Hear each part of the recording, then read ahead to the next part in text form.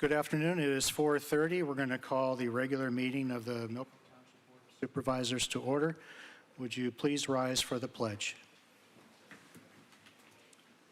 I pledge allegiance to the flag of the United States of America and to the republic for which it stands, one nation, under God, indivisible, with liberty and justice for all.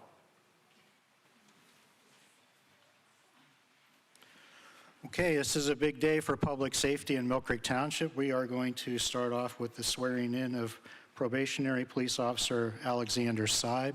I'll turn it over to Chief Mook. Thank you, Chairman. I'd like to thank HR Manager Diane Lyons for all her hard work during this very busy time where we onboarded 3 police officers and several firefighters, and without her help, this couldn't have been possible. Also want to thank the fire department for their dedication to keeping Milk Creek Township safe.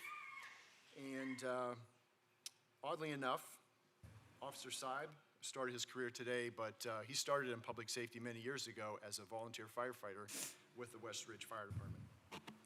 He's also an Air Force veteran and previously worked as a trooper for 3 years with the Florida Highway Patrol. He desired to return to Milk Creek Township, and I'm pleased to request the chairman to administer the oath of office. Okay. Alex, you want to come up and we'll do the oath?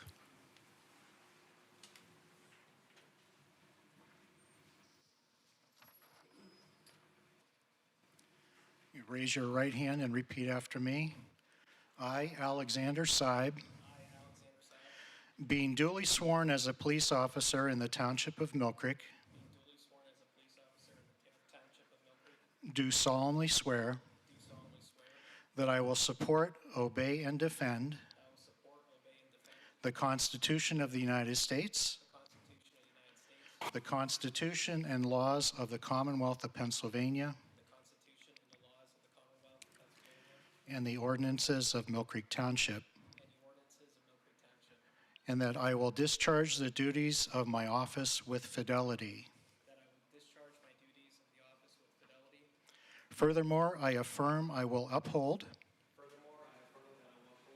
obey, and enforce the law without consideration to a person's race,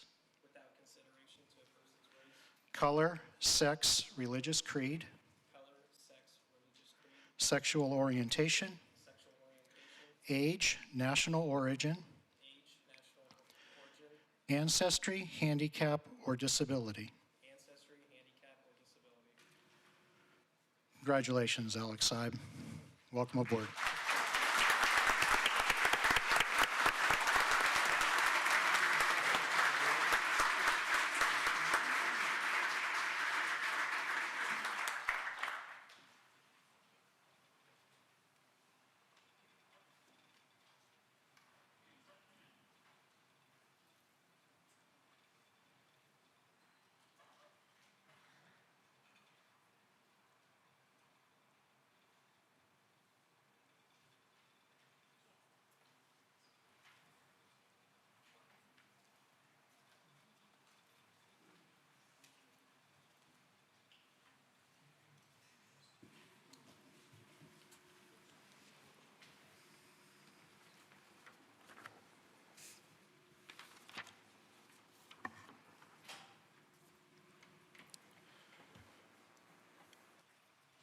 Okay, we have some promotions in the fire department to announce, and I will now turn this over to Chief Cliff.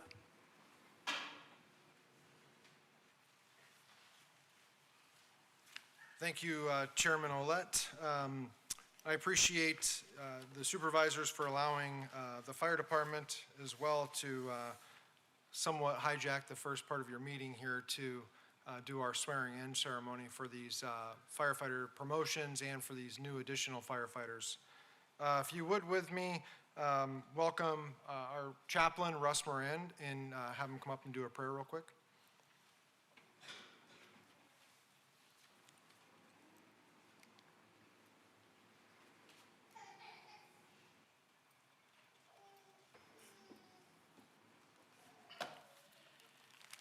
Good afternoon. Please pray with me.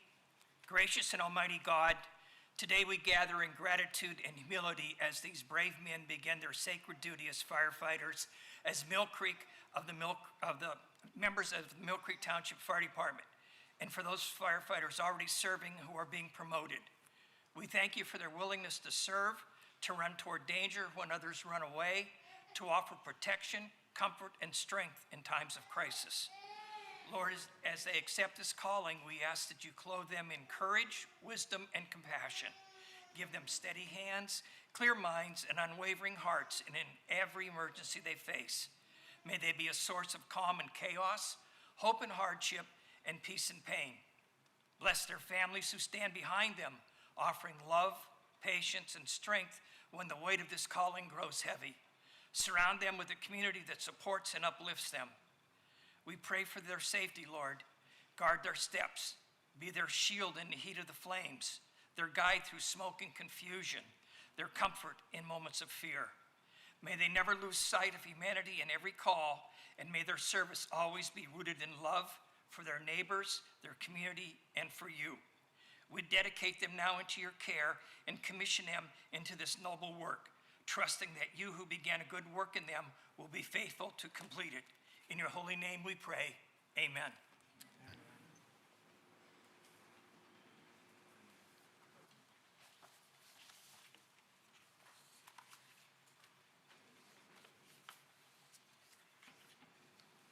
So today, it is another historic milestone for Mill Creek Township Fire Department. Also, for people that didn't realize, today is National First Responders Day. So again, thank you for all of our firefighters and our police officers and those in public safety that serve in Mill Creek Township. We're going to be recognizing the promotion of 3 outstanding captains, as well as we're going to be recognizing 6 new full-time firefighters, as well as 1 new part-time firefighters into our growing department. These appointments are going to get us to a number of 30 full-time firefighters. That's pretty impressive for just over 2 years. It's going to bring us to 30 full-time firefighters. Will also bring us to 14 part-time firefighters, proudly supported by more than 150 volunteers throughout Mill Creek Township.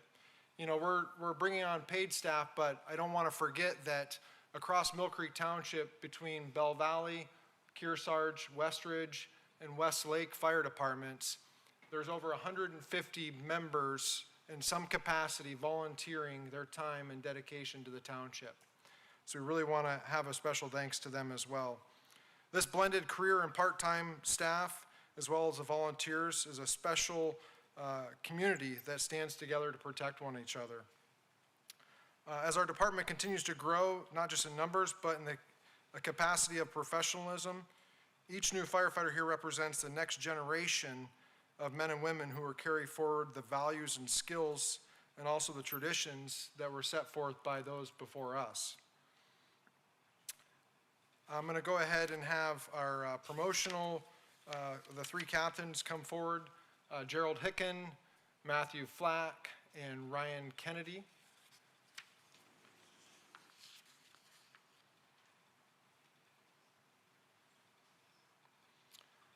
And then Chairman Ouellette, if you'll come up, you can do the administer the oath. So Mill Creek Township Fire Department is more than just a collection of station and apparatus. It really is a family that's united to share a purpose to protect life and property and the well-being of the community. And as these officers and firefighters take their oath, they're joining a proud tradition of service that demands the very best of us all every day. Chairman. Okay, thank you, Chief. Gentlemen, would you please raise your right hand and repeat after me? I state your name. Do solemnly swear that I will support, obey, and defend the Constitution of the United States and the Constitution of this Commonwealth, and that I will discharge the duties of Mill Creek Township Fire Captain in Mill Creek Township, Erie County, with fidelity. Congratulations, gentlemen.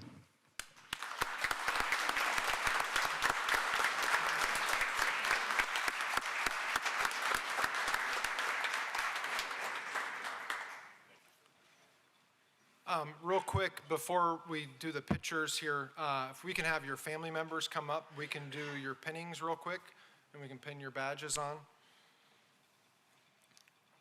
So having a family member pin your badge to your uniform is a reminder that none of us do this alone. Every time you respond to a call, your loved one is there in spirit, supporting you, praying for you, and sharing in your service.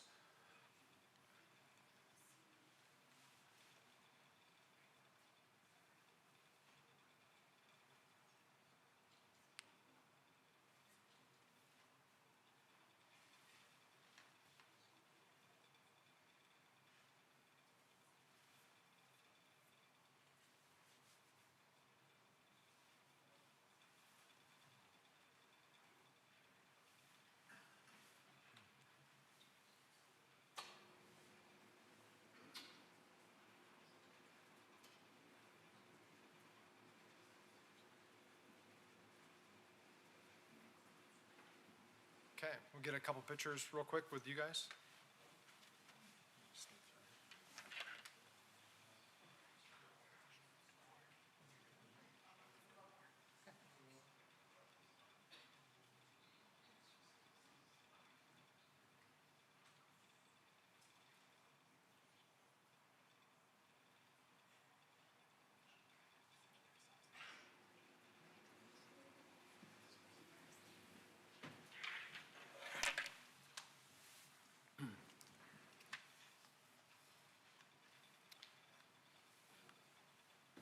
Okay, next we are going to bring up our new firefighters that are full-time.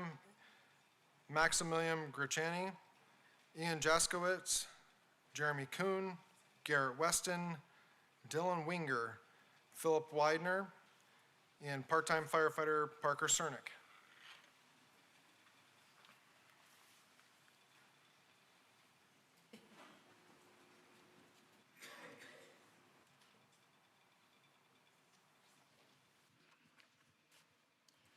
Gentlemen, please raise your right hand and repeat after me.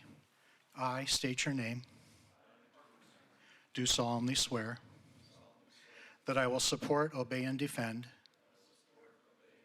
the Constitution of the United States and the Constitution of this Commonwealth, and that I will discharge the duties of Mill Creek Township firefighter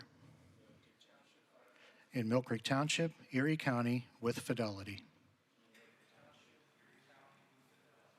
Congratulations, gentlemen.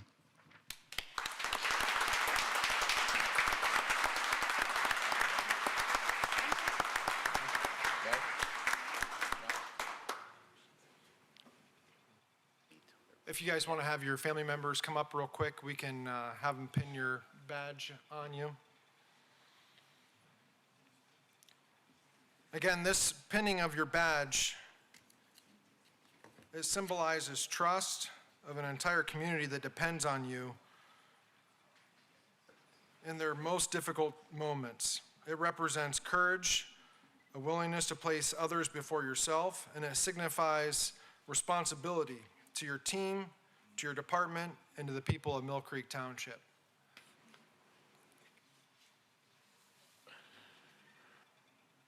Very young.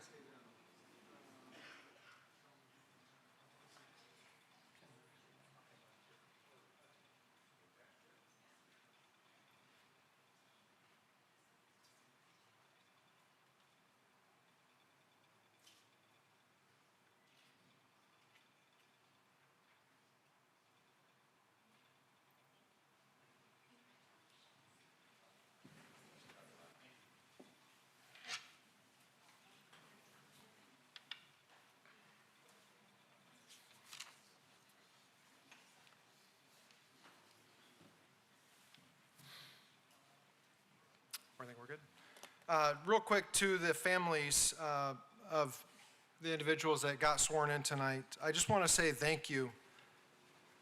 Your support makes all of this possible. The fire service isn't just a career, but it's a lifestyle that affects everyone in your household. Our firefighters are going to miss holidays, they're going to miss family dinners, special occasions, and they are going to see things that most people should never have to see. And when they return home, they'll rely on you for the strength and the patience and their understanding. Behind every good firefighter is a family that sacrifices right alongside them. And on behalf of the Mill Creek Township Fire Department, thank you for standing by these men and women who serve the community.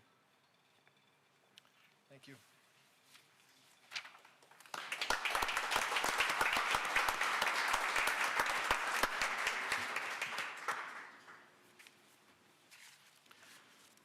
Chief, is there a reception?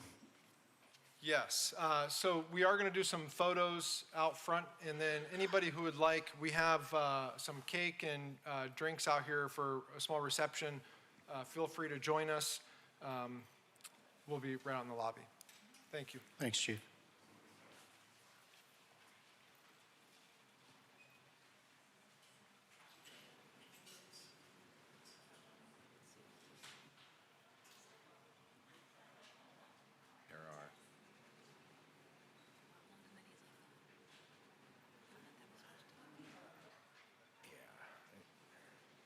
I think it's mainly the actual developers.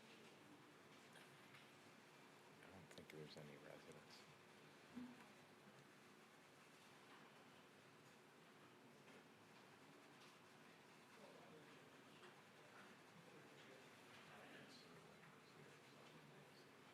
What that is.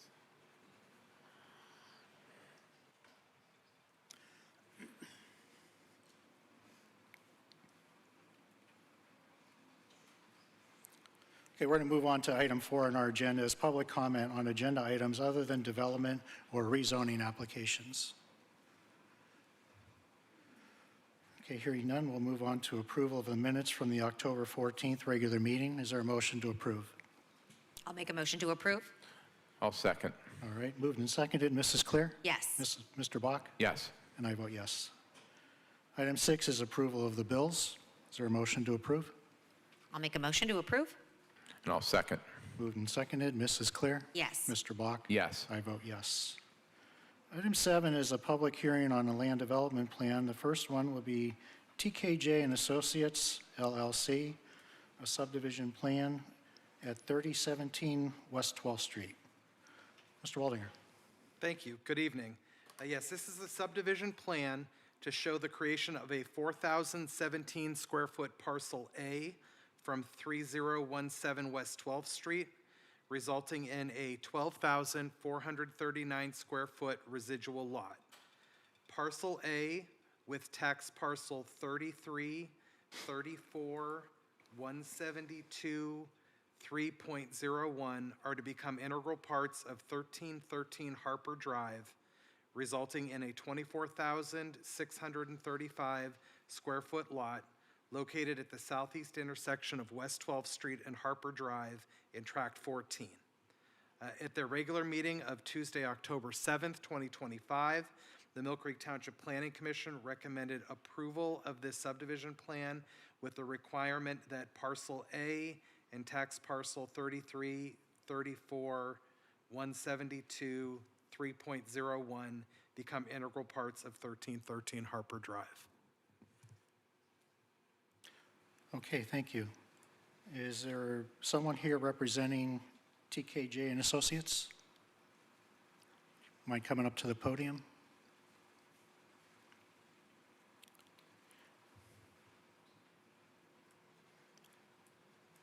And please state your name for the record. Thanks. Tad Jakes, TKJ and Associates. Okay.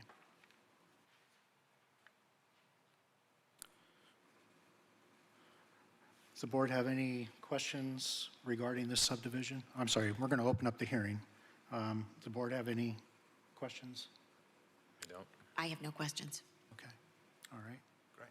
Thank you, sir. Is there anyone here wishing to speak on this plan?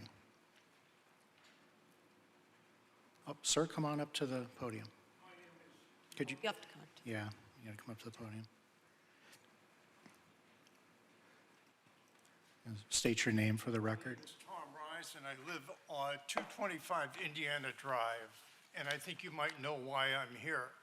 Because of the storm we had last week and the flooding. Right. And a lot of this is Just- related to the Just a second. development. Sir, we're not in that phase of the meeting yet. This is, No, but I'm just worried about the additional development that's going on, Westlake Road and that's feeding into the storm system that we're dealing with in our neighborhood.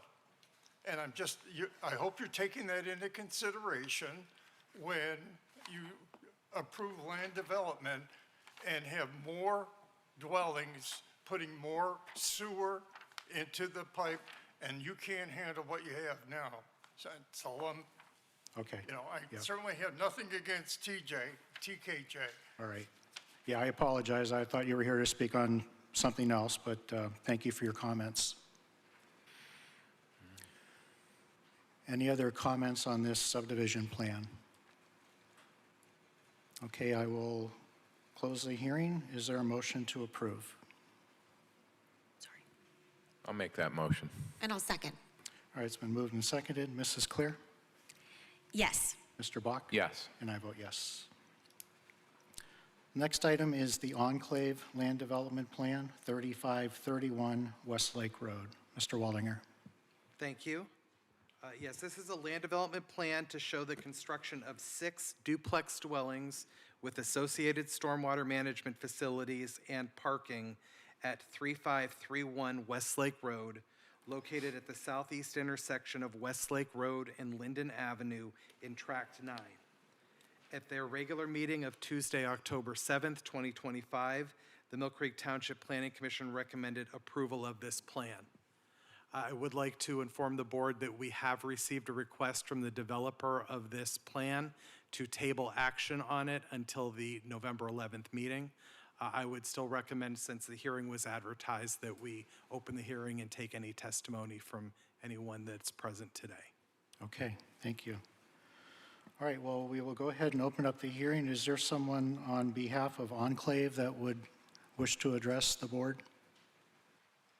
Not at this time? Okay. Is there anyone else here wishing to speak about the Enclave development? Come on up to the podium. Please state your name for the record. Hi, I'm Dustin Thornton, 825 Linden Avenue. We've all, been through this before the last time. Just like last time, I have a very elaborate speech prepared, nice and blank. I'm not a speaker. I don't do this well. Just here to fight for the community. So I'm going to try to word things the best that I can. But I'm at a bit of an obstacle with how to word the biggest issue that the residents now have. Last time we filled this room. Last time we spoke for an hour and a half. We came to the zoning board meeting this time, not in the same force as last time, but we did bring a lot of members of the community. At that meeting, a lot of people didn't come because they knew from last time that the zoning board meeting is more of a formality, whereas this is the real one. This is the part that I'm really, really stuck on.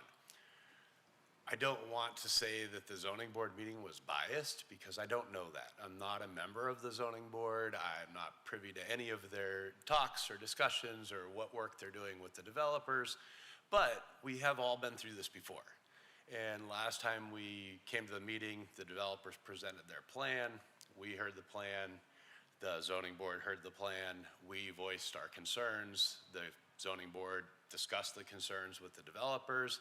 We went back and forth in a triangle between us, the developers, and the zoning board.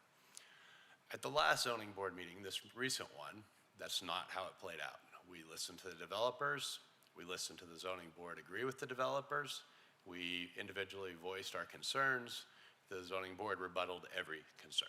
They didn't discuss it with the developers. They didn't hear our voices. They didn't hear what we had to say. They fought us from beginning to end and sided with the developers.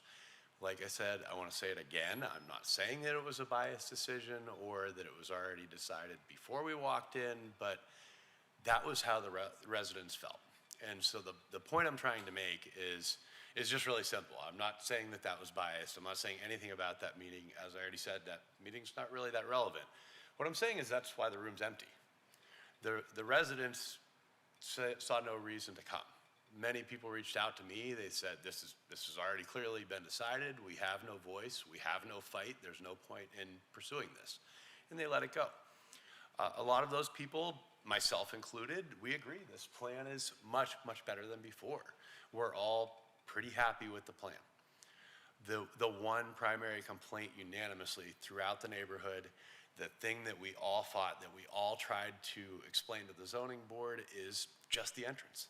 The entrance is the one fundamental flaw. It's going to create havoc on our street. It's going to create problems for the residents of Enclave. It's going to create problems for us. It's going to create problems for Mill Creek. There is no good reason to put it on our street. And when we voiced that, the rebuttal that the zoning board gave, and the only credible response, was if they put the entrance on Westlake Road, Enclave would no longer be an appropriate name. Yes, that's true. It would no longer be, by definition, an enclave. It would no longer be a community inside of a different community. It would just be Enclave, the name of a subdivision, which, perfectly fine. I don't think people are really worried about the definition of the name. I don't think the developers, I mean, maybe they're really stuck on their name, but the name could be changed. Nobody's ever heard of Enclave. Nobody's bought these properties yet. It does not matter. One of the real estate developers on the zoning board talked to me in the parking lot after the meeting for 40 minutes. We discussed all of his perspectives of why Linden Avenue make it a more valuable property to them. During that entire discussion, not once did he say it would be better for the residents of Linden Avenue. It would not. It would be terrible for us in every way. All we're asking, all we're begging for is make them put the entrance on Westlake Road. Every danger that they're saying is a reason not to put it on Westlake applies to Linden. It's the exact same scenario. So all we want, put your entrance on Westlake Road, build your subdivision, your duplexes, your Section 8 housing, whatever it ends up really being, we have no control over that. But we're here to fight, and we're only fighting for one simple thing: move the entrance. That's it. It's all we want, it's all we're asking for. And like I said, I just want to back up a little and say I hope I didn't offend anyone. I know, if you remember, I had offended a couple of you last time because I felt at that time that you guys were biased and it was all cleared up. And not only was it cleared up, but I was proven wrong when you sided with us. So obviously, if you were biased against us, then it would have went the other way. So I apologize again for last time. And like I said, I'm not calling out the zoning board. I'm not saying that they were biased. I have no real idea why it went the way it did, but it was very clear how it went. The decision was made before we ever spoke. We were never heard, and I just hope that it can be different with you guys. And really exciting news to us that it's been tabled, because I'm going to try to rally more.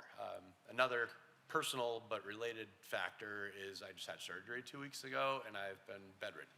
I couldn't rally people. I couldn't go door to door. I couldn't do everything that I did last time, but as I said, a lot of people did reach out to me, and they, our opinions haven't changed, our feelings haven't changed. It's just, people aren't willing to get up and leave their house if they're fighting a dead cause. If they feel like they have no voice, if we have no power, what's the point in coming? Well, I'm here, and I'm going to do what I can to bring more people to the next meeting.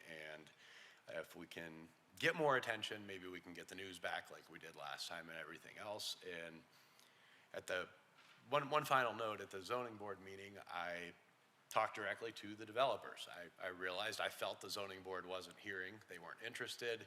They were already sold on the plan. And so I just tried to appeal to the developers. I'm not a real estate developer. I don't know the big picture. I don't know what's most profitable. But I do know that the fastest and most beautiful developing part of Erie is Westlake Road. It's getting nicer and nicer and nicer by the year, and all this big stuff that just started is happening. It's only going to get better, which is going to skyrocket the value of that property with a big, beautiful entrance right on Westlake Road where it would fit in, where it would look nice and just work. Linden Avenue is a tiny little street, tiny old houses.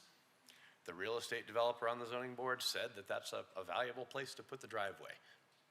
I don't get it. It just does not make sense to me. It would be beautiful on Westlake Road. It would make Westlake Road better and be better for everybody in every way. And I have to say bluntly, I think putting the entrance on Linden Avenue is bitterness from the developer.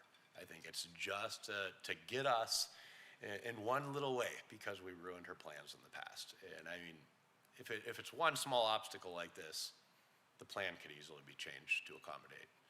And, you know, then everybody could be happy and we could be good neighbors and they could be good neighbors. And that's really all we're asking for.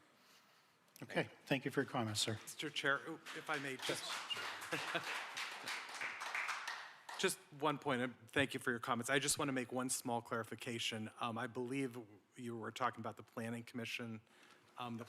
I just wanted to clear that up because we have a separate zoning hearing board. No problem. I just wanted, for the record, it was the Planning Commission Yes, meeting. it was not, Okay, there was no zoning request, so this time no zoning board. I just, poor wording. No Like I said, worries. not I a- just not a wanted to public make sure. speaker, I just try to do my best That's and fine. and fight for the things that matter to me. And I'm shaking. I'm not happy being up here. I don't like doing this kind of stuff, but somebody has to, and that's why I'm here. But thank you for correcting that. Yep. Thanks.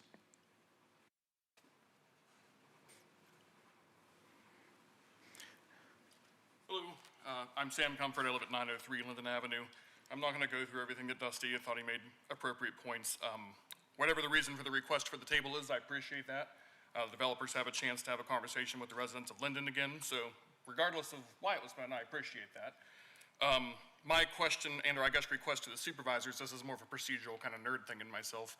Off the top of my head, I don't remember what specific dates in November the supervisors meetings are set for, but I would ask if you indeed do motion to table this issue, that you make it for the 4:30 PM meeting and not the, I think it's 9 AM meeting. I know that there's a morning and an afternoon meeting traditionally with the meetings. Just for the simple fact that, as Dusty pointed out, we don't have really any of the residents here at the moment, most because the folks are working. So I would ask either for a 4:30 meeting time if you do in fact motion to table this discussion. Otherwise, that's all I have for you today. Okay, thank you. Anyone else wishing to address the board on this topic?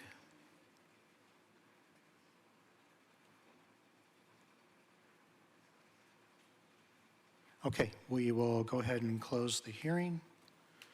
Is there a motion to table? I'll make a motion to table. Okay. Matt had mentioned it would be for the November 11th, That was the request. which would be the 9:30 a.m. I'm good with making a motion for the next meeting after that, but which would be the evening meeting, if that's okay with the developer. That's the one who requested. There are other, they also have other ways of contacting us too. They can email, they can call. We can set up a time to meet them after work too. True. That's also, if Dusty wants to, where are you, oh, there you are, or Sam. If that would be easier. Well, I think it's better that if we're here. We don't like coming, but it's better to be here in person. Well, you made the motion for the. I just made the motion. For the 11th. I just made the motion to table. Okay. I don't know that we, So with the, I'm sorry. Go ahead, Mr. Shaw? yeah, so simply before you is a motion to table without a designate, that would simply just carry it to the next meeting. It doesn't mean it couldn't get tabled again till Could go the to the next following one. meeting to have a 4:30 Point meeting. taken. Okay. I'll second your motion to table. Okay, it's been moved and seconded. Mrs. Clear? Yes. Mr. Bach? Yes. I vote yes.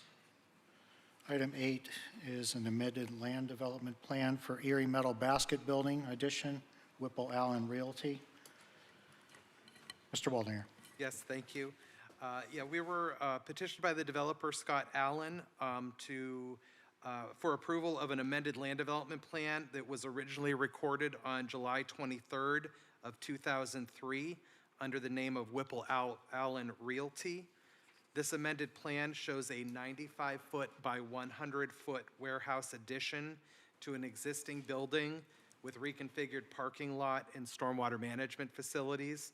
This facility is located at 2643 West 17th Street. Before you is a form signed by Township Engineer Robert Rodemoyer, verifying that the criteria for this plan does meet those listed for a non-substantial amendment of an approved land development plan. And so he does recommend approval of this request. That would be my recommendation as well, to approve this amended land development plan. Thank you. Any comments or questions for Mr. Waldinger? Hearing none, is there a motion to approve this land development plan? I'll make the motion to approve. I'll second. Been moved and seconded. Mrs. Clear? Yes. Mr. Bach? Yes. I vote yes. Item 9 is new and amended ordinances under review. Attorney Shaw? Yes, we have two that we've been looking at. First is the Saldo. We have completed the final legal review and have been meeting with engineering and planning departments to finalize that document. And then we're also working on a fines and penalties update. We've completed our initial review of the various fines and penalties provisions throughout the code, and we'll be moving forward with meeting with various departments to review the updates and address any concerns that they may have. Thank you. Item 10 is Resolution 2025-R39, a resolution pursuant to Resolution 2015-R20 and the Municipal Records Manual to approve the proposed disposition of certain township records. Attorney Shaw. Yes, before you is a resolution to approve the disposal of certain municipal records maintained by the police department that are reaching the end of their retention period under the Municipal Records Manual.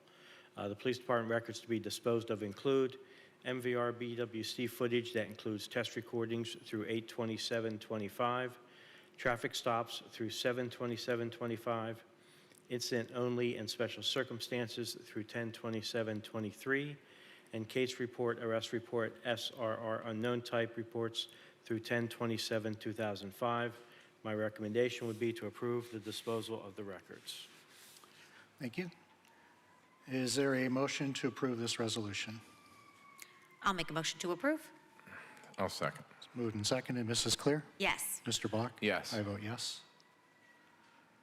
Item 11, Resolution 2025-R40, resolution of the Township of Mill Creek, Erie County, Pennsylvania, declaring official intent to reimburse general sewer revenue funds used to construct improvements to its sewer system with funds received from the Pennsylvania Infrastructure Investment Authority. Attorney Shaw?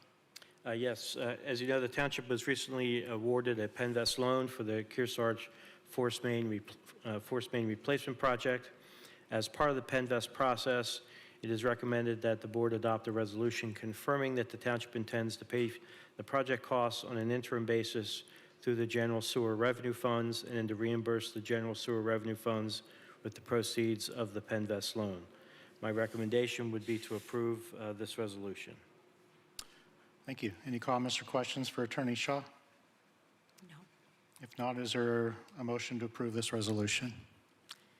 I'll make a motion to approve. Okay, I will second.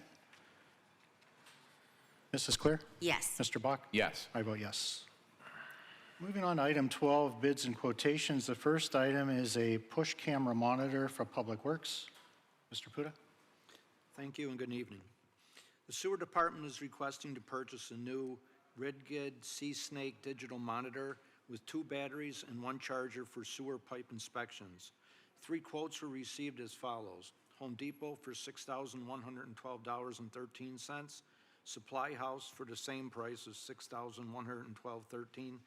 And Ferguson for $6,313.55. Funding for this purchase will come from the RidGid Pipe Inspection Monitor line item of the Sewer Revenue Fund's capital budget. I recommend purchasing this monitor from Home Depot for the price of $6,112.13. Thank you. Any comments or questions for Mr. Puda? Hearing none, is there a motion to approve? So moved. Second. Moved and seconded. Mrs. Clear? Yes. Mr. Bach? Yes. I vote yes. We have 2 bids and quotations for CRS Millfair Compost Center, one for bolt bins and a storage system. Ms. Stutzman? Thank you. Do you want me to do them both? Yeah, would you please? And good evening. The compost and mulch operations rely heavily on our heavy equipment like loaders, grinders, and trommel screeners. All of these machines need frequent repairs and upkeep, especially in dirty, abrasive environments. Having a bolt bin and fasteners on site make it easy to grab the right fasteners the first time instead of making special trips for each occasion. I recommend purchasing the bolt bins with assorted pieces from Kimball Midwest for $3,941.10. This item will be taken from the Milford line item for vehicle repair parts. And for the ridge racks, the Milford Compost Center is seeking to organize the equipment in the pole barn with the ridge rack pallet storage system manufactured by Ridge-A-Rack and sold by Gene Davis Sales and Service. This system will help organize the pole barn by getting pallets off of the floor and storing items vertically on the shelves, improving our accessibility and efficiency of the pole barn. The total cost for the Ridge Rack system is $2,245 from Gene Davis Sales and Service, coming in well under the originally budgeted amount of $6,000. This purchase will make better use of our available space, enhance safety and organization, and provide a durable long-term storage solution, and will be taken from our minor equipment purchase line item. Thank you. Any comments or questions for Ms. Stutzman? Make a motion to approve. And I will second. It's moved and seconded. Mrs. Clear? Yes. Mr. Bach? Yes. And I vote yes. Next item on the agenda is item 13, the Mill Creek Township Professional Firefighters Association, IAFF Local 5492, Collective Bargaining Agreement. I'm pleased to announce that we do have an agreement. This will be a 3-year contract beginning in 2026 and runs through 2028.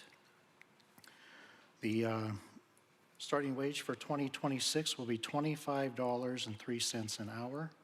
There will be a 2.25% increase in 2027 and a 2.5% increase in 2028. Benefit packages are similar to all township employees, whether they're management, the ASME union, or the police union. I would like to make a motion to approve this contract with the firefighters. And I will second. Okay, it's been moved and seconded. I'll call for a vote. Mrs. Clear? Yes. Mr. Bach? Yes. And I vote yes. I just want to say a couple of words here. The township is proud to recognize the completion of its first career firefighter labor contract. This marks a significant step forward in supporting the men and women who serve and protect our community every day. This agreement reflects our shared commitment to building a strong, stable fire service that values professionalism, safety, and a long-term sustainability. We are grateful for the collaborative efforts of all involved and look forward to continuing our work together to ensure the highest level of service for the residents of Mill Creek Township. I want to recognize the people that were on the front lines of this negotiation.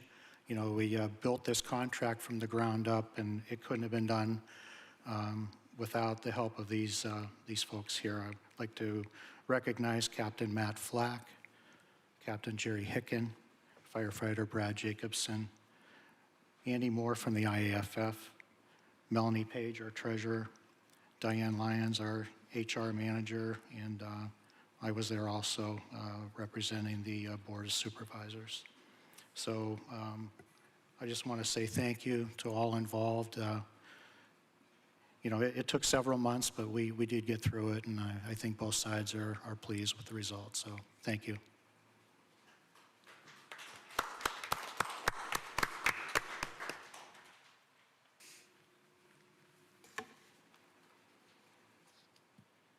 Moving on to item 14 is a financial security release for Elevate Church. Mr. Waldinger. Thank you. Yes, the developer of the Elevate Church Land Development Plan, which is Elevate Church, is asking for release of their remaining financial security. In front of you is a form signed by Township Engineer Rob Rodemoyer, who indicates that all required improvements have been installed, inspected, and approved. So upon his recommendation, I also recommend release of the letter of release of the financial security, which is cashier's check number 1914670 from PNC Bank in the amount of $5,255.25. Okay, thank you. Is there a motion to approve the financial security release? So moved. Second. Moved and seconded. Mrs. Clear? Yes. Mr. Bach? Yes. I vote yes. Item 15 is the Mill Creek Township Discrimination Policy Update. Attorney Shaw? Yes, as part of the SAFER grant that the township received, we had to identify the township discrimination policy as it would apply to all services, activities, programs, or benefits offered by Mill Creek. We submitted information that we thought had satisfied the requirement, but it was rejected by the Department of Homeland Security, which oversees the SAFER grant program. Before you is an updated discrimination policy responding to the suggestions provided by the department. The policy includes a general statement prohibiting discrimination on the basis of race, color, national origin, disability, age, sex, or religion, and provision of services, activities, programs, or benefits by Mill Creek Township. The policy also outlines a procedure for someone to submit a claim if they believe that they have been discriminated against by the township in the provision of its services, activities, programs, or benefits. My recommendation would be to approve this policy update. Thank you. Any comments or questions for Attorney Shaw? I'll make a motion to approve. I'll second. Been moved and seconded to approve. Mrs. Clear? Yes. Mr. Bach? Yes. I vote yes. Item 16 is agreement with U.S. Wellness Incorporated. Attorney Shaw? Yes, before you is an agreement with U.S. Wellness, Inc. to provide blood cancer screening for township firefighters. The cost per test is $649. Testing would begin in January of 2026. We reviewed this agreement and proposed some minor amendments that are part of our standard addendum. The recommendation would be to approve this agreement. Thank you. Any comments or questions for Attorney Shaw? I have a question, Dan. Is this agreement part of the contract that we just approved? Is that, Yes, that is included It in is the included. contract? yes, to administer, it's called the Gallery Cancer Screening, and yes, it has been approved as part of the contract. Okay, thank you, Melanie. Okay. Is there a motion to approve? I'll make a motion to approve. I'll second. Moved and seconded. Mrs. Clear? Yes. Mr. Bach? Yes. I vote yes. Item 17 is authorization for the solicitor to file property maintenance code enforcement action for an address of 6170 Spires Drive. Attorney Shaw? Yes, this is a request for authorization to file a property maintenance code enforcement action in the Erie County Court of Common Pleas with respect to the property located at 6170 Spires Drive. Department of Code Enforcement has referred the matter to our office for purposes of filing a civil enforcement complaint. Property has a number of exterior property maintenance code violations. We've had property maintenance issues with this property since June of 2021 with minimal success of getting them to actually correct them. Department of Code Enforcement has issued citations in this matter, but those have either gone unanswered or the property owner has pled guilty to a fine but has taken no corrective action. Given the history of prior noncompliance, where the property owner has failed to correct the violations despite multiple opportunities to do so, we request authorization to proceed with preparing and filing a complaint to enforce the property maintenance code with respect to the property located at 6170 Spires Drive before the Erie County Court of Common Pleas. Thank you. Any comments or questions for Attorney Shaw? If not, is there a motion to approve this enforcement action? I'll make a motion to approve. Second. Moved and seconded. Mrs. Clear? Yes. Mr. Bach? Yes. I vote yes. Item 18 is an authorization to advertise retired vehicles and equipment for sale. Mr. Puda. Thank you. The township currently has several vehicles and items that have reached the end of their useful life and no longer serve a purpose for us. I am seeking approval to advertise these vehicles and items for sale through our sealed bid auction process. Items to be auctioned include 28 department vehicles, salt spreader, snow blower, generator, hedge trimmer, a push mower, toolboxes, tires and rims for a skid steer, and a drive-on vehicle lift. I recommend approval to auction these items. Thank you. Just to clarify, how many vehicles? 28. 28. Wow. Okay. All right. Is there a motion to approve advertising these vehicles and equipment. I'll make a motion to approve. I'll second. Moved and seconded. Mrs. Clear? Yes. Mr. Bach? Yes. I vote yes. Item 19 is a Veteran Hero Banner Program and Agreements Approval. And Do you who would want me like to? to? You want me to go first? Okay. Mrs. Clear? Thank you, Mr. Chairman. The Mill Creek Township and the City of Erie are participating in a program to honor our veteran heroes. And we are working with the Kiwanis Club of Mill Creek, as well as Joe Bonacci from Veteran Affairs at the county. So we are launching this here in Mill Creek Township. It should become live at the first week of November.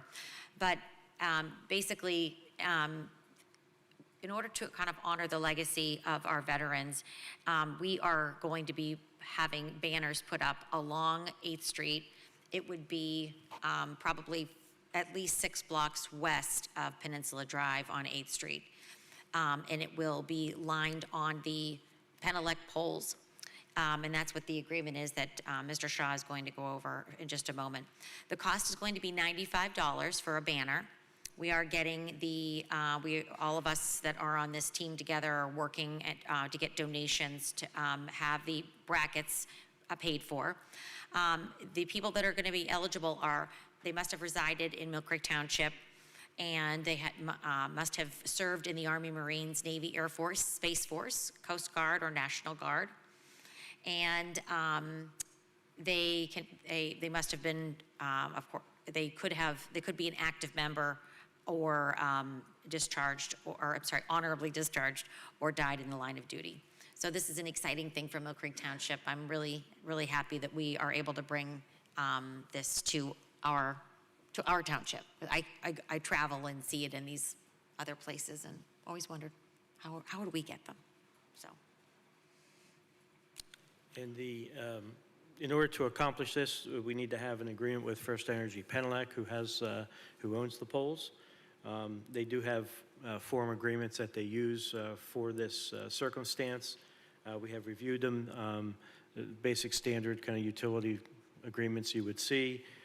We do have to clarify an issue regarding who's doing the installing, but other than that, the documents, we would recommend approval of the agreement, subject to finalizing those non-substantive issues that would remain, and having the solicitor and the chairman approve the language regarding those issues, and authorizing the chair then to sign and execute the agreement.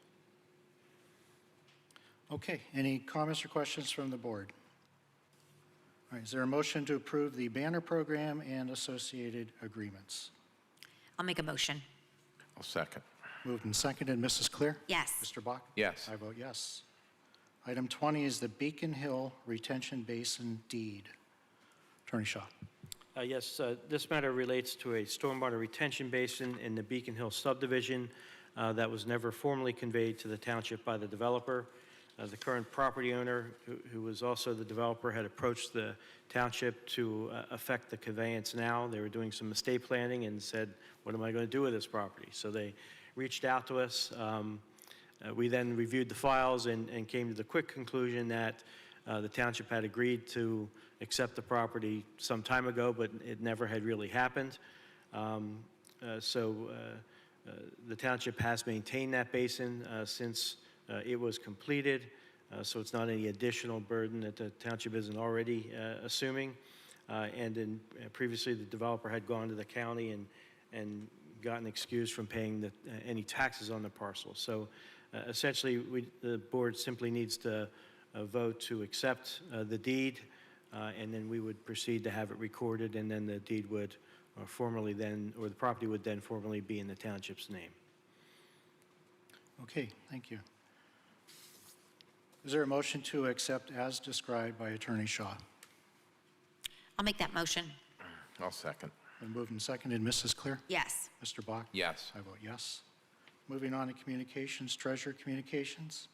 I have a request to increase the maximum limits for the 2026 flexible spending account and DCA accounts. Yes, so the IRS has increased the maximum limits For the flexible spending accounts and dependent care accounts, flexible spending will be increased to a max limit of $3,400, and the dependent care accounts will be increased to a maximum limit of $7,500.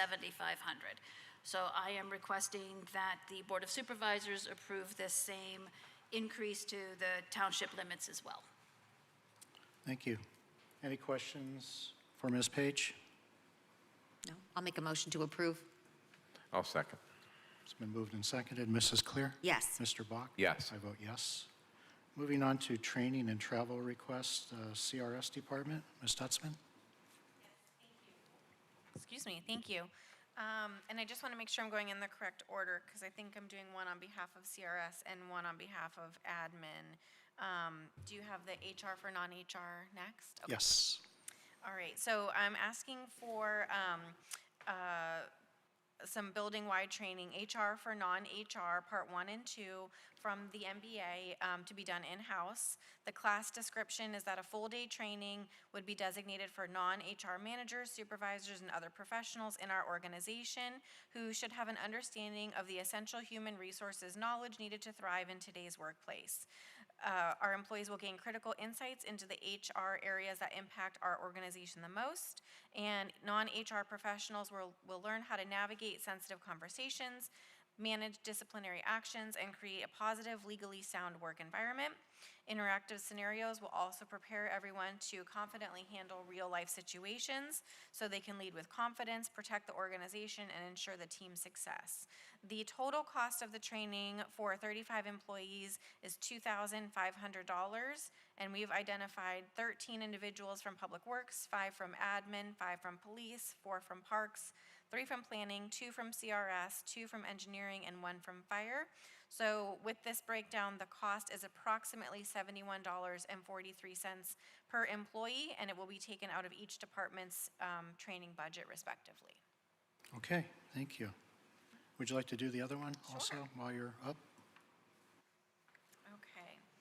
This one is Mill Creek Township's team, which is made up of our directors, supervisors in HR, is seeking to partner with High Performance to facilitate a 2-part strategic engagement designed to help the township's leadership team think creatively, align strategically, and focus on execution for 2026. The engagement includes a 2-hour strategy session to explore innovative solutions to current challenges and a full-day strategic planning retreat to establish a clear thematic goal for 2026, supported by our defining objectives, key metrics, and milestone goals for ongoing accountability. The 2-hour strategy session is $750. It's a strategic planning retreat, 1 full day, would be $4,000 for a total investment of $4,750. And Melanie, correct me if I'm wrong here, but it was my understanding that the 2-hour strategy session would be paid for out of the administrative training line, while the planning retreat would be taken equally from each department attending. That's correct. Okay. Okay. Any comments or questions for Ms. Stutzman on these requests? Hearing none, is it, Make a motion. Oh, sorry. I'll make a motion to approve. okay, and I will second. Call for a vote. Mrs. Clear? Yes. Mr. Bach? Yes. And I vote yes.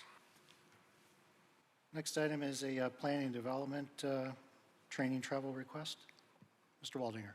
Thank you. Yes, this is for a Pennsylvania State Association of Township Supervisors training on zoning for data centers. Pennsylvania is promoting the development of data centers to strengthen its digital infrastructure, to attract high-tech investment, and create skilled jobs while leveraging its reliable energy supply and access to water. This has led to concerns by municipalities and their representative organizations such as PSATs, who seek to ensure that local governments are prepared when firms apply for permits to build data centers in their communities. PSATs is conducting an in-person class on zoning and infrastructure issues related to data centers. This class will be held in Enola, PA, just outside of Harrisburg, on Monday, November 17th. I am requesting permission for Zoning Officer Matthew Puz Jr., Assistant Zoning Officer Julie Maggio, and myself to attend this class. Tuition for the class is $55 apiece for a total of $160. One-night hotel stay and per diem totaled $927, and a township vehicle is being requested for travel.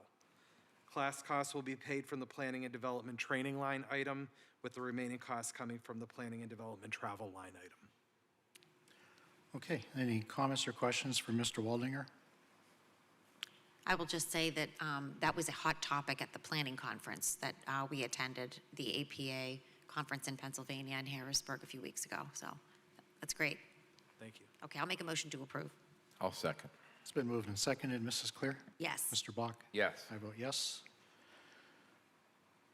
Executive session was held on October 16th. Litigation matters related to code enforcement, state and federal court litigation and easement dispute, public safety matters related to the fire department, real estate matters related to detention basins, township facilities, and parks and rec facilities. On October 27th, litigation matters related to code enforcement, state court litigation, building line and easement dispute, public safety matters related to public facilities, real estate matters related to township facilities, parks and rec facilities, and detention basins. That takes us to solicitor communications. Nothing further from me. Thank you. Here's what everybody's been waiting for, trick or treat hours. Be Friday, October 31st from 6 to 8. Now moving on to the student ambassador report. I just want to note, Matt said he was surprised about the time. Do you remember when we were kids and they moved it to 4 that one time? Ugh.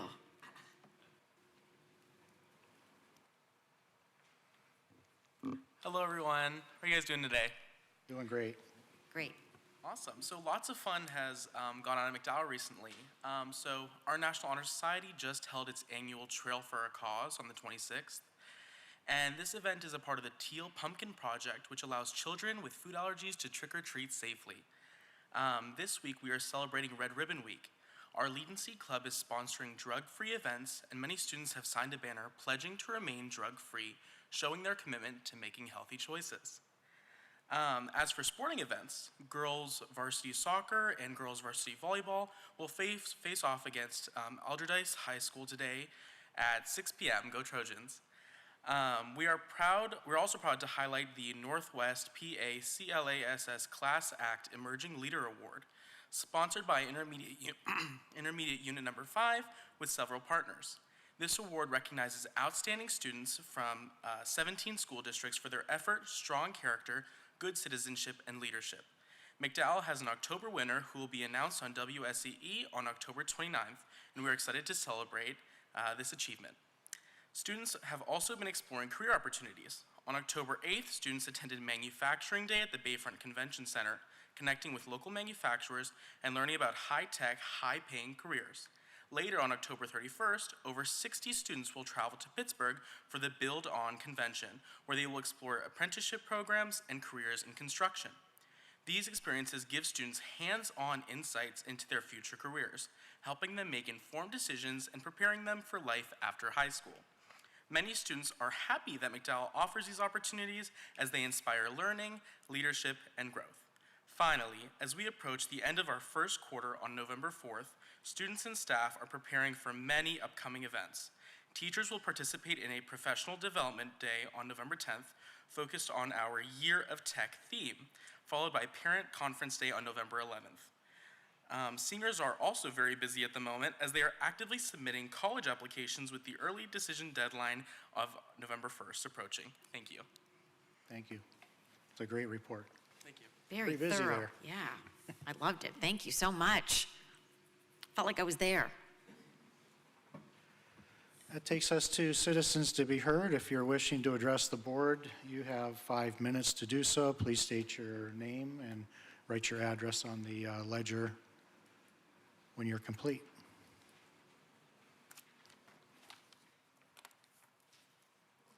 Before I start, did you do the bills?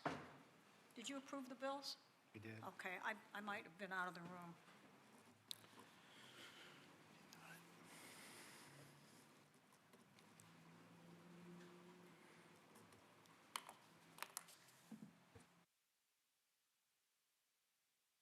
Okay, my name is Candy Horn. I'm a resident of Mill Creek, and I have a few questions and a couple observations that may not be pleasant. First of all, what I wanted to know, Ms. Clear, I saw you on TV in regards to the Indiana Drive flooding, and it sounded to me like you said it was a city issue. Did I misinterpret that?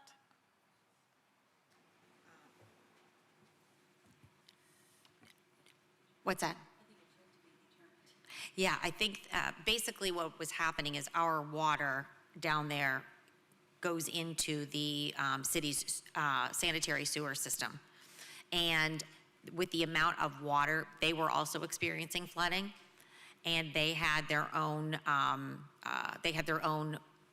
stormwater getting into their sanitary water system the same way that we did because of the amount of rain that came so quickly. So it's not their fault.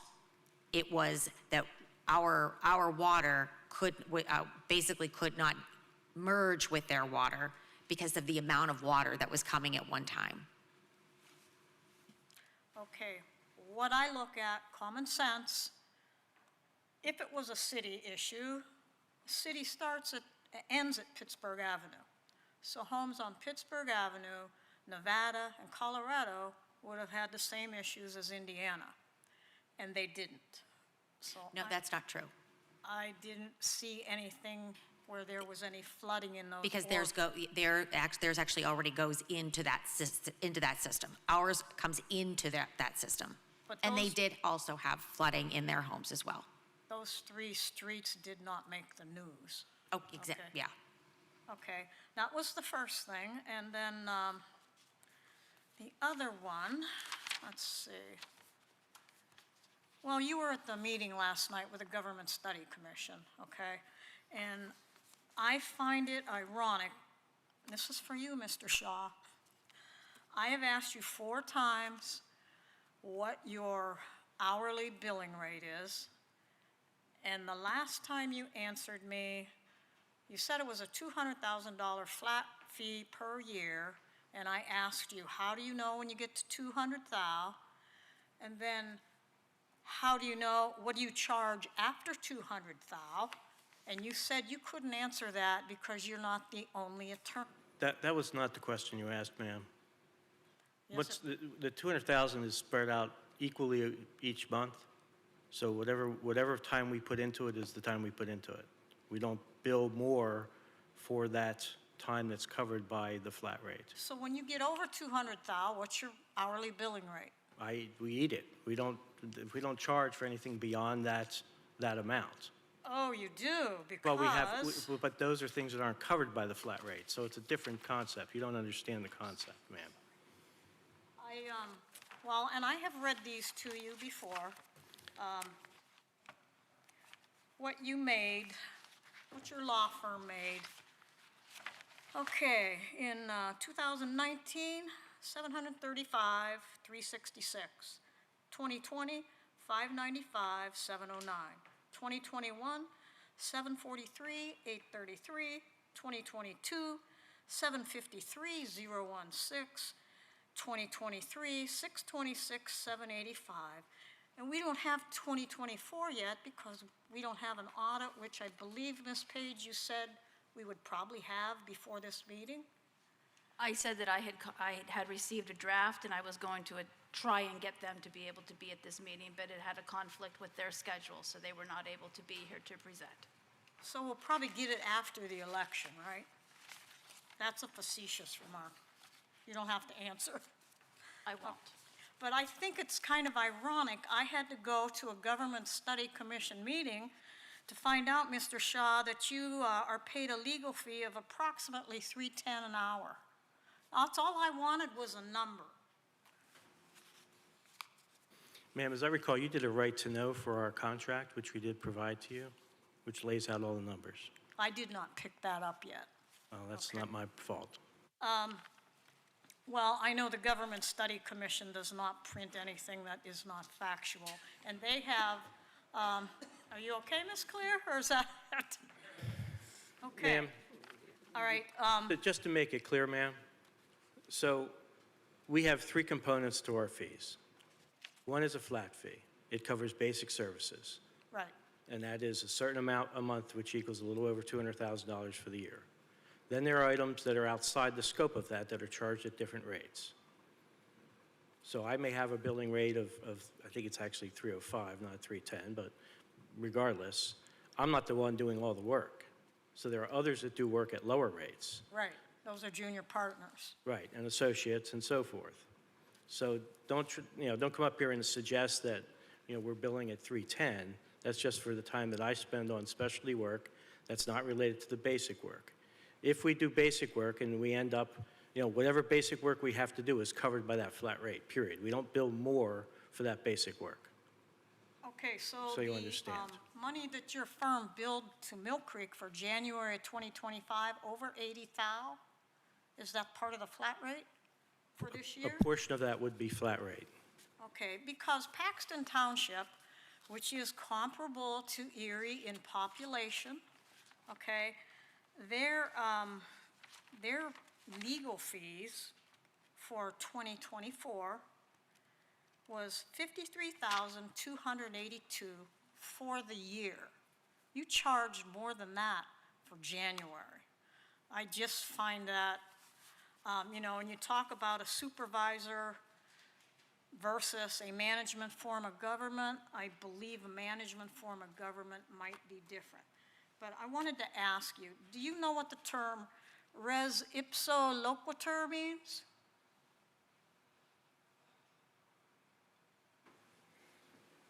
Can you explain that to me? Pardon? I'm not going to waste my time explaining it to you, ma'am. I'm asking you a question. You're the solicitor, so to me means then you don't know. Res ipsa loquitur means the evidence speaks for itself, okay?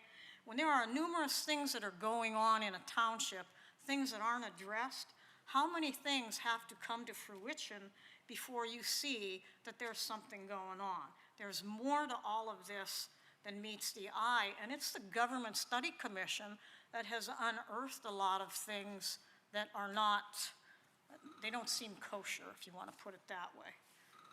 Ms. Horn, could you please wrap up your comments? Okay. You are the ambassador for your law firm, and I don't think McDonald Illig Jones is really getting the best press right now. And before I leave, I would like to say Psalm 32:2 says, "Blessed is the man in whose spirit is no deceit." I pray that all of you can look in the mirror every day and say there is no deception within you. I thank you for letting me speak, and I still continue to pray for you all. Thank you. Thank you.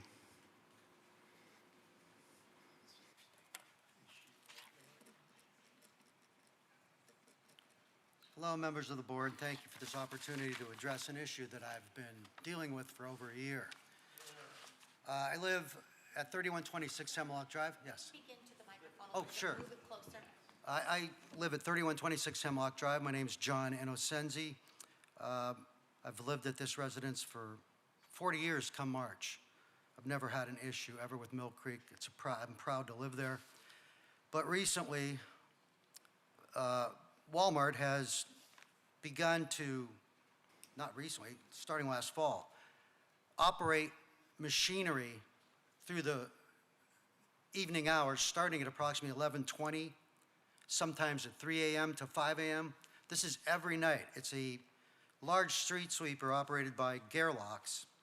I've actually emailed Mr. Ouellette, and he was kind enough to instruct me to call the police, which I've done. I've had the police at our house twice, which is rather embarrassing when an officer pulls up at 3:30 in the morning and the neighbors are all looking out.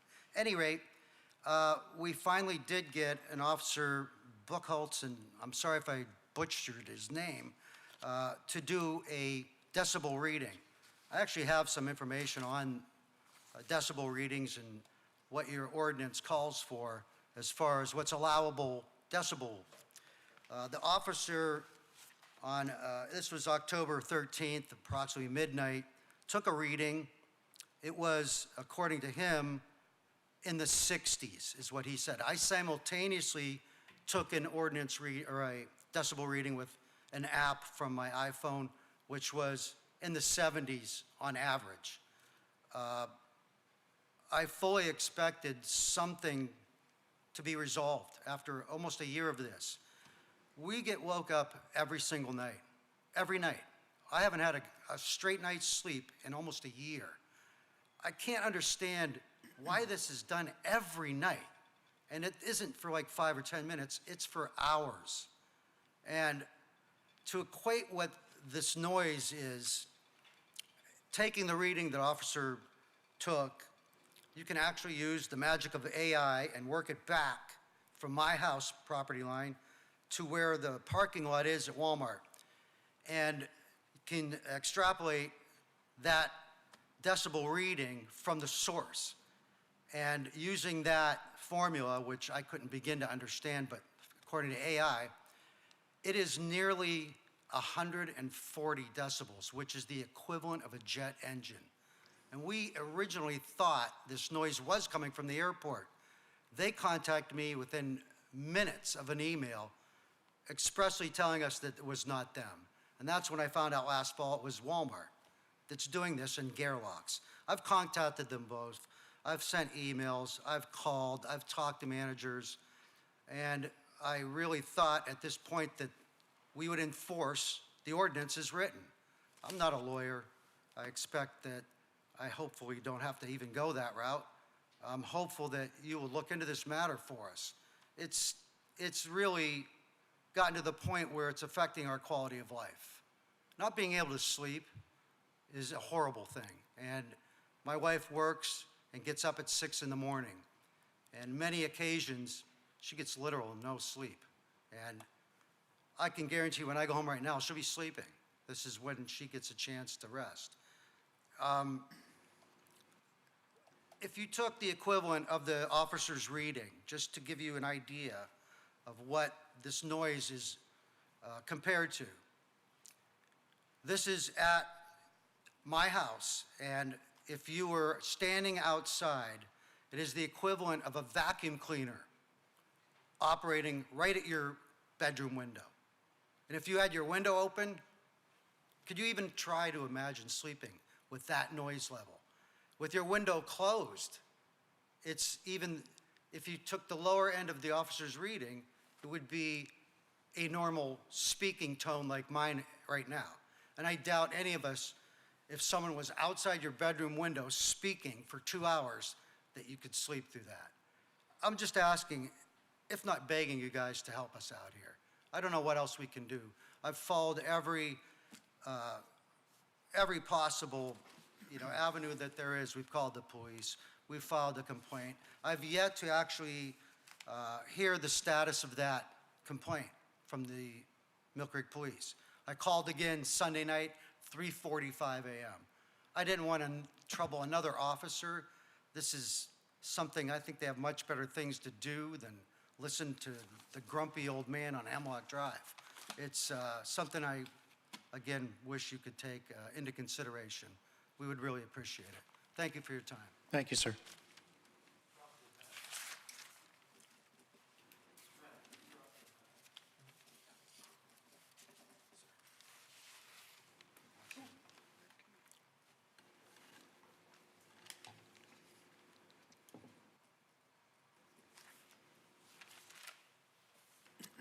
My name is Tom Rise. I live at 225 Indiana Drive. I'm here on behalf of myself, not my neighbors.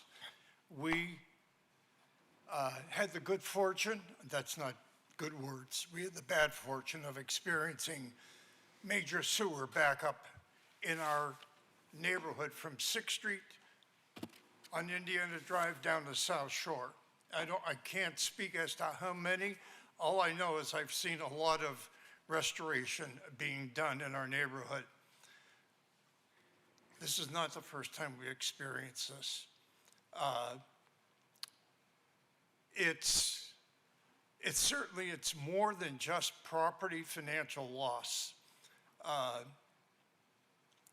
Two nights ago, I called 911 about 12:30, 1 o'clock in the morning for my wife, who is just distressed by experiencing some of this sewer problem that we don't know what to do with. We have property values that we don't know if they're going to be sustained or if we're going to lose property values. We've been through this, before. My wife and I are both in our 80s. We were planning on selling our house. Have no clue what it's going to do to our property values. I know it's not going to enhance it. When right in the middle of the process of the storm, I was able to reach out to a sewer department employee, and I said to him, "Where is the backup? Where is the restriction?" He said, "There is no restriction. The line cannot handle the amount of water that's in that system." And all I can think about is how can storm water get into sewer sanitary lines? Obviously, we know how that happens. And I remember back in, I think it was 2011, 2012, when one of those major events occurred, and there was somebody from the sewer department said, "Well, we're just going to have to go in and inspect sewer lines and make sure that people weren't connecting their storm lines into their sewer lines, maybe right after new construction, whatever." The other thing is this, it's Tuesday. I have not been contacted by anybody from the sewer department. I've had to file an insurance claim. I've had Erie Restoration at my house for 2 days, actually 3 days. We're going to get through this, but let me tell you, it's painful in many, many ways, emotionally. And I can't speak for, all my other neighbors.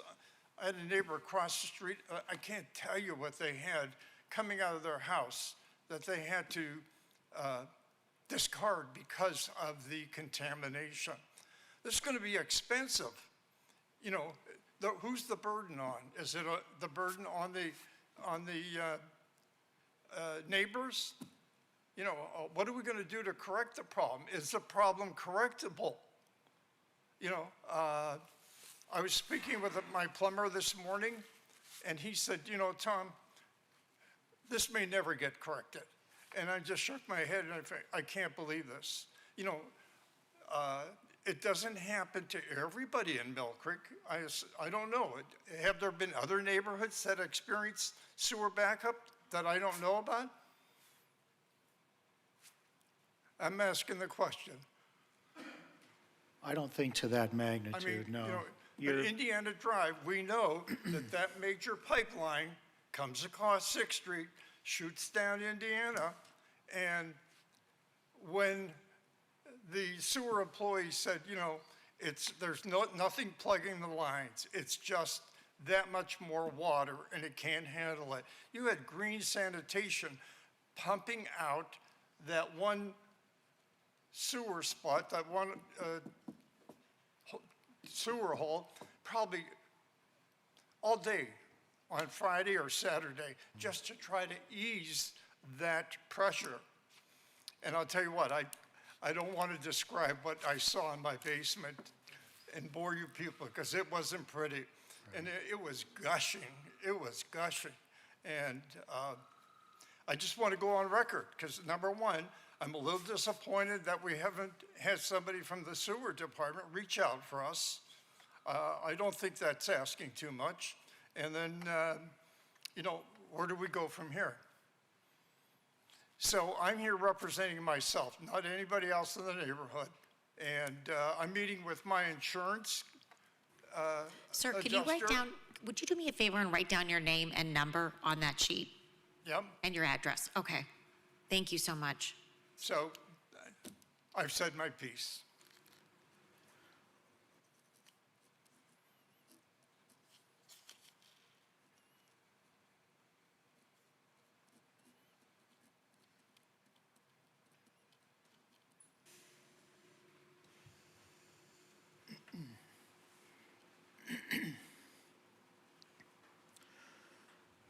I thank you. Thank you for your comments, sir. Thank you. Sorry you had to go through this. Yeah,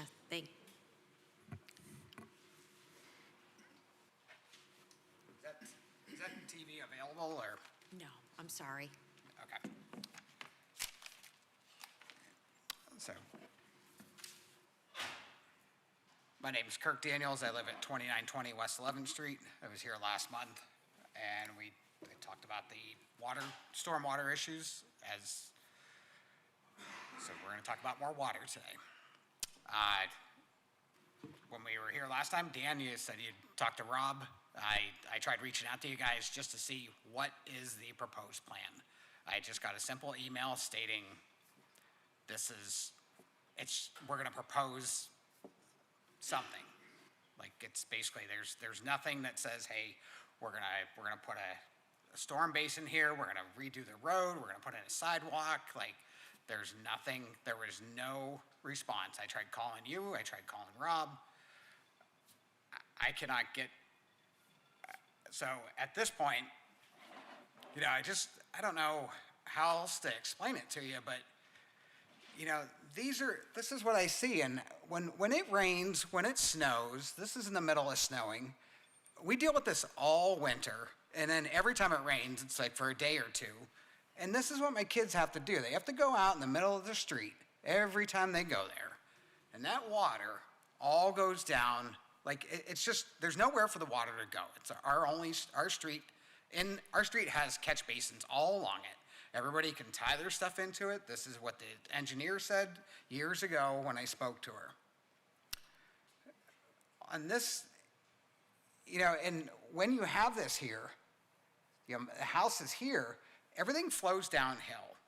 When we say we go down, we're gonna head downtown, we say downtown in Erie and Mill Creek means you're going north, because everything flows towards the lake. But all this stuff here, all it does is it goes into this catch. There's a big, I would just call it a big, Dan, I don't know what they call these things, because when the school is there, all the catch basins go into this container, and then that container, I don't know where it goes. I've seen this container when one of the guys was down there, he was working on it. I looked in there, I'm like, wow, that is like a mass amount of water. Is that thing leaking? Granted, you guys sold the property. I don't know. But this is what the water just comes up. It comes up through my basement floor. It's not coming in the walls. It comes up through the floor. So it permeates in. And then it keeps, you can't put anything there. John Grow, when I talked to him about it, he said, this will be placed on the list. This was in 2017 that he said, this will be placed on the list for repair, that we will do this work. Obviously, a couple years ago, 2022, it came back to follow up on it. Jim came down, saw the water issue, but nothing was on the list. Nothing was on the books. This is the south side of the street. It is just a big pool of water, so cars always come over. Cars always crowd. Every time our kids go out there to catch that bus, which, mind you, this is where my daughter has to stand in the purple here, because the bus driver, if they try to stand in the driveway, the bus driver gets yelled at because they track them on GPS these days. There's nowhere for her to stand. I mean, she literally tries to get in because the bus driver will get mad. And it's like, then you gotta call the bus garage, you gotta argue with them. And it's like, but typically, this is real bad, but typically there's 4 foot of walkway for my kids to walk down there. The other one has to walk down to Laird and Adams. I've placed a storm sewer concern. I've tried following up with it just so it's on the record. Again, this is the only area on the street, and I walk all them streets, I walk all the time. There's no other drainage catch basins. I don't understand why. And then the only other thing I can say is, so at this point, that water comes up through my basement. And after looking into this a lot, talking with people, somebody said, hey, a long time ago, remember the dump site? Are you guys familiar with the Mill Creek dump site? So a long time ago, there was a lawsuit against, right here, the township of Mill Creek. Because there was a lot of chemicals in that stuff. And as we know, water flows down towards the lake. Everything just keeps going down. So as that water keeps coming up, this, like, after reading this whole case, it really concerns me. It's like, why are, this is 2025, why are we dealing with this? But, it goes, you guys know where the dump site is. It's here. My house is down here. But at this point, it just gets to the point, like, the list goes, these aren't just, it's not just a couple of chemicals. There's 50 chemicals, or there's like 30-some chemicals here. And, what really struck me was when the lady said, we were asked not to use any water out of the ground. Like, make sure you don't plant anything in the ground. This is real. Sorry. The timer went off. This is real bad. So at this point, my only question is, what is the proposed plan to fix the two issues? Right now, it's in the township engineer's hands. That is the email that was sent to you, and I was copied also. We're in the middle of the budgeting for next year. Those decisions will be made for next year. So I really can't speak to time frame or anything like that, but we are well aware of your situation, and that's where we're at. But you can't share like, hey, this is what we're proposing. Not at this time, no. I can't. I don't know what else to do here. I really don't. It's like it just gets emailed, and then that guy goes away, and then it's like, hey, that was Rob. That's what he did. He's not here anymore. Sorry. This is what I was told when, this is what I've been told all along. Oh, that supervisor's gone. This one's not here. I don't want to take this down to the state representative. Like, I really want you guys to take a look at this, and I'm going to give you that chance at the end of this month or at the beginning of the month to say, hey, we're going to do this right to you. You've been dealing with this since 2008. Okay. Thank you for your comments.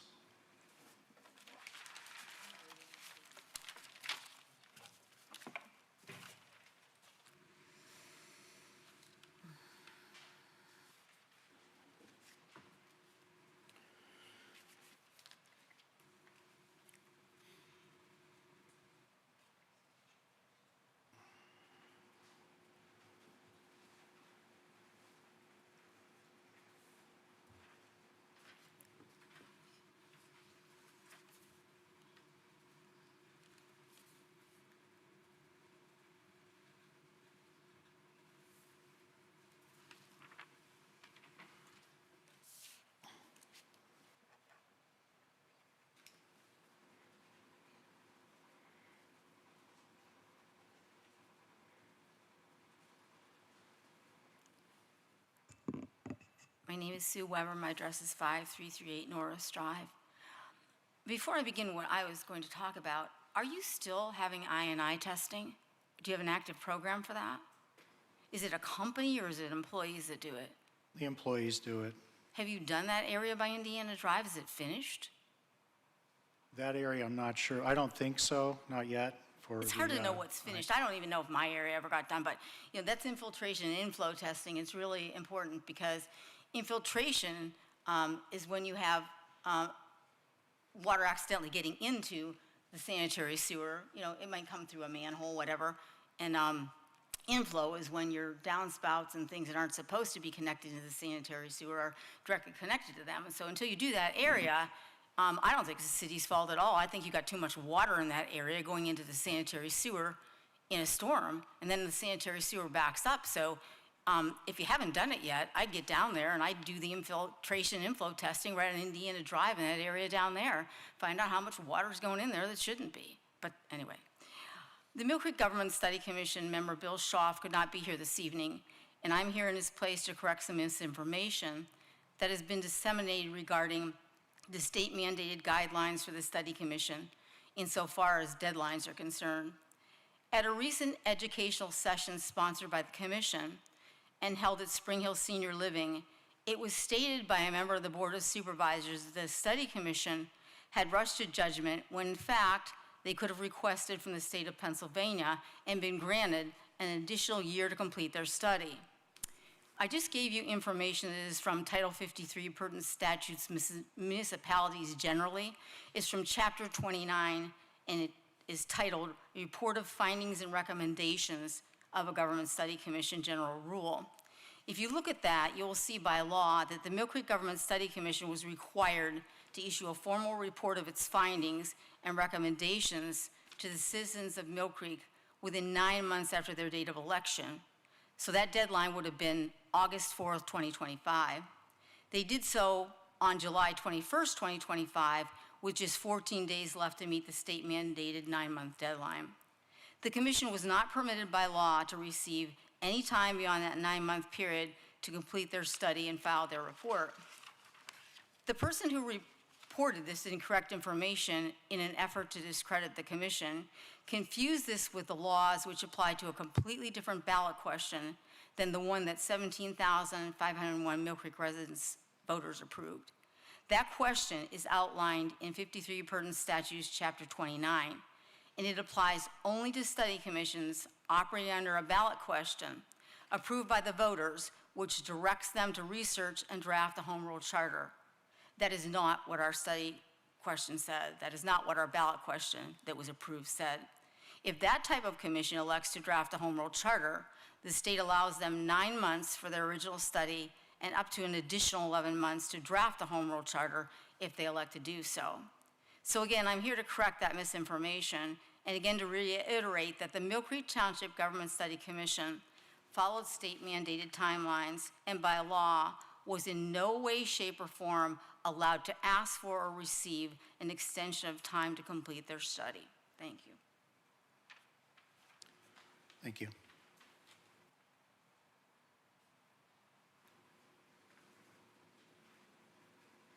Hey, what's going on? It's good to see you again. How are you? Reminder, you have 5 minutes. Yeah, cool. Hi, my name is Island. Nice to see everybody.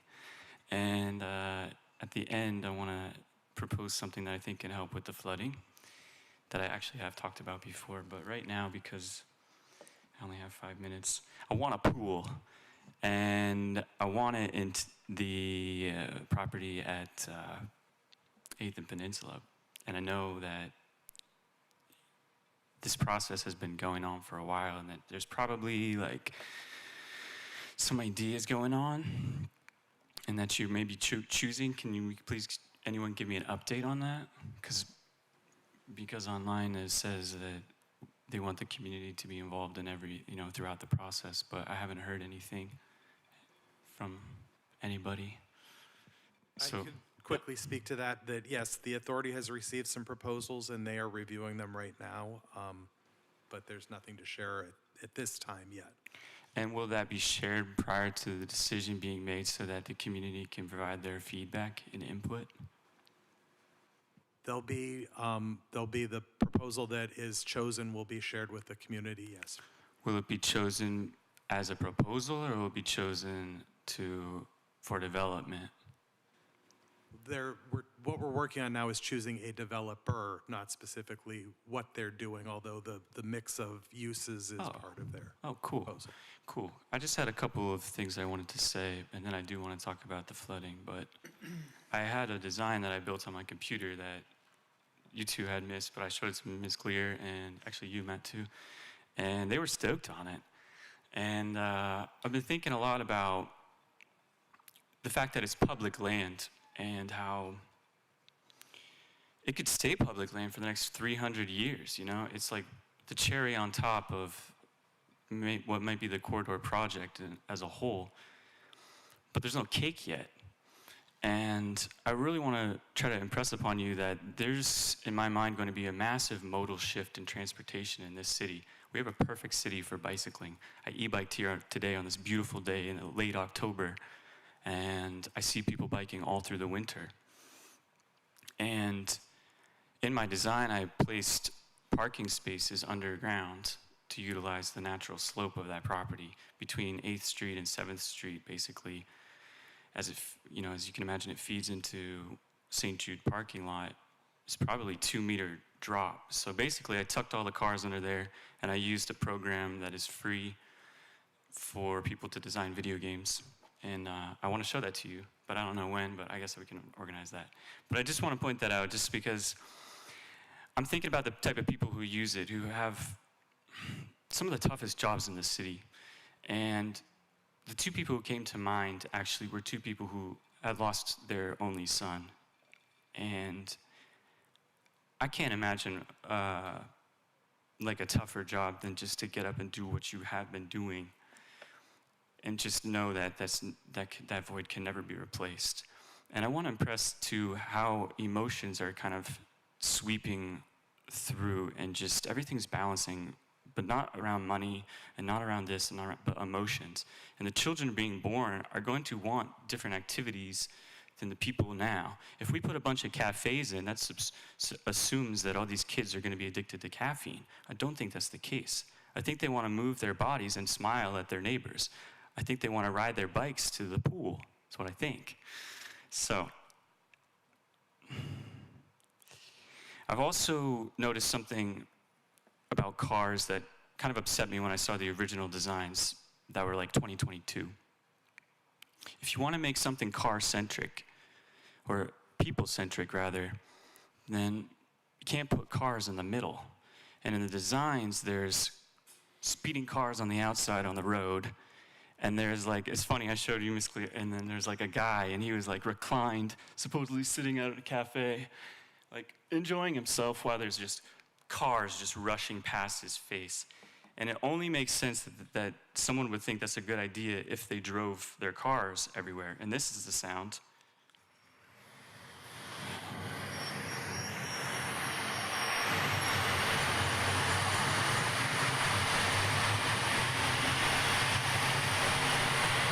Do you think that you could hear your friends and family talk over this?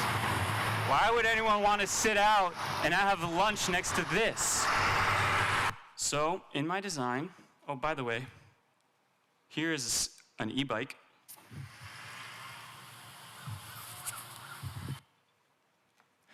So in my design, I basically put all the people in the middle, in the back, and I've moved all the cars to the front, I think where they should be. I know there might be some discrepancies when they turn out. Right on cue. As far as the flooding, and I said this once before, I think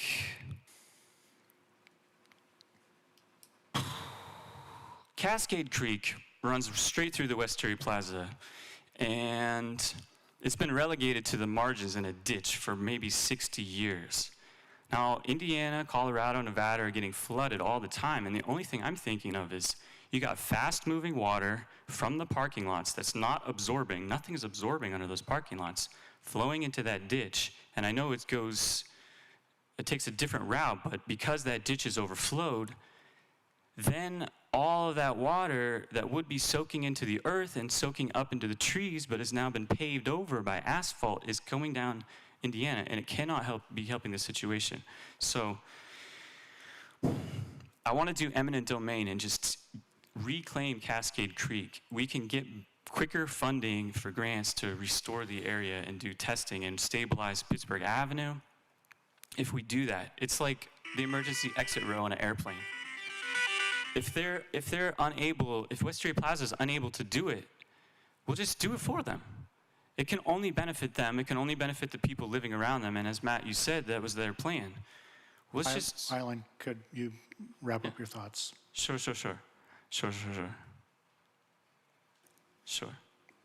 I also live on Indiana, and I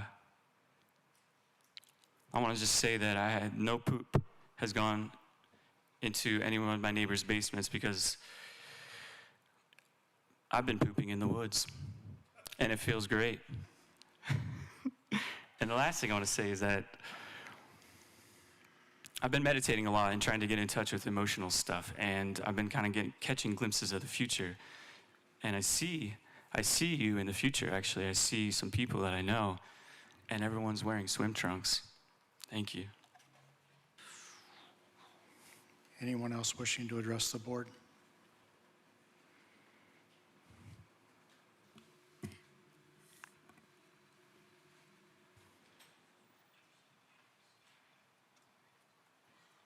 I know you guys have already probably heard enough from me from one day. I just realized as I've been listening to everything and watching that, I assume that because the subdivision thing or whatever was tabled, that's why we didn't really have much of a discussion. And so I'm just back basically because I realized that I'm reporting to a lot of people when I leave here who are all gonna ask how it went, and I don't have an answer. I know it got tabled, so the simple answer is, well, nothing went, we're going back. But I didn't really get any, I'm just saying, I didn't get any thoughts from any of you, like any response to anything I said or, anything like that. And I'm just back up here just wondering if I can get any sort of feedback from you guys to relay to the community. Because we have to, of course, prepare for the next meeting, and we, knowing your thoughts would be helpful in that process.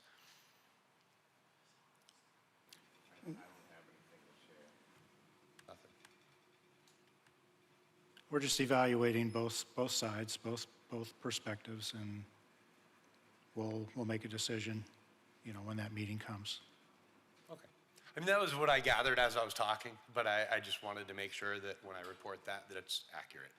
Because yes. Thanks for coming in and sharing. Yeah, like I said, we've worked well together in the past. Like I said, I wanted to know if there was anything I could take back to the community, and honestly, not having anything to take back may help fuel the fires and get people back in here for the next meeting, because that's what we really need. I feel like, was it a year ago that you were here? Was it last fall? That's what people are saying, but I feel like it's been longer than that.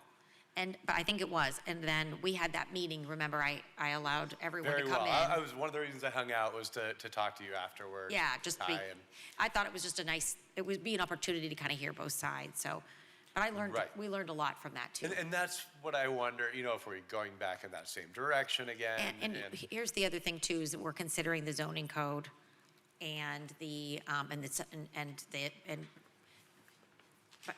there's a certain point where we're kind of handcuffed to, what our code allows or doesn't allow. So that's, I think, something we're gonna take a look at. Right. Okay. Thank you very much. Thank you. Any further comments from the public? Hearing none, is there a motion to adjourn? So moved. I'll second. Mrs. Clear? Yes. Mr. Bach? Yes. I vote yes. Meeting's adjourned at 6:20.